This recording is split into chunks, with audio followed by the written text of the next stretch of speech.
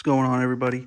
I'm just going to be making a quick video here explaining some key details that you can't really find on YouTube, except for a few videos based on this ecoboost swap that I'm doing here on this R32 Skyline.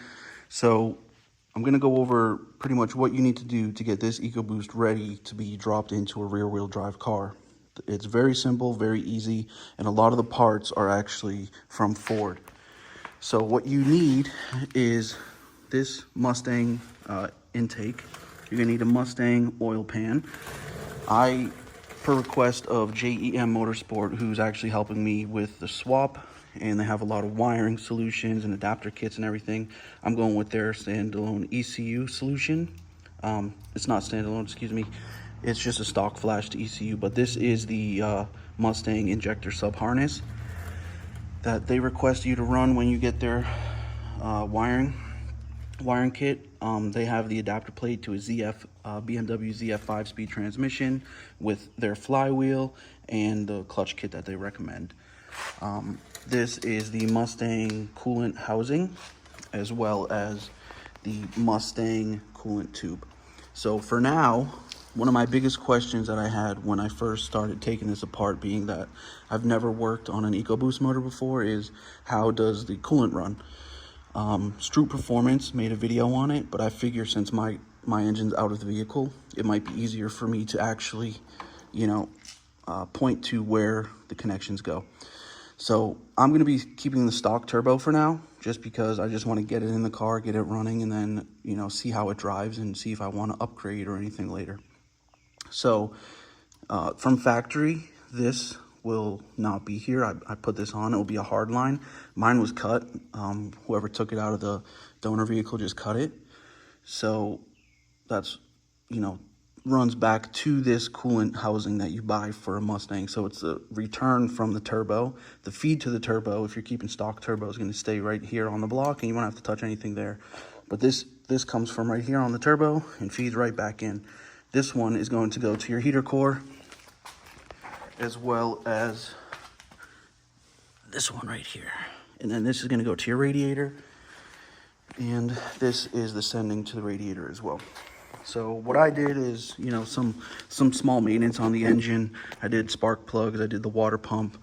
I'm going to put a new valve cover. My engine did not come with a starter or an alternator, so I had to find those. And then I got a new serpentine belt. But other than that, this thing's pretty much ready to drop in.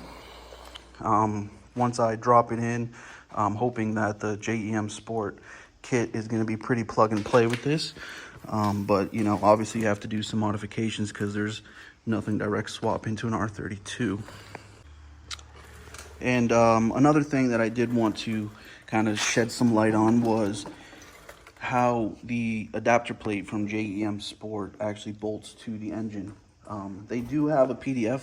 If you're interested in that, they can send it to you.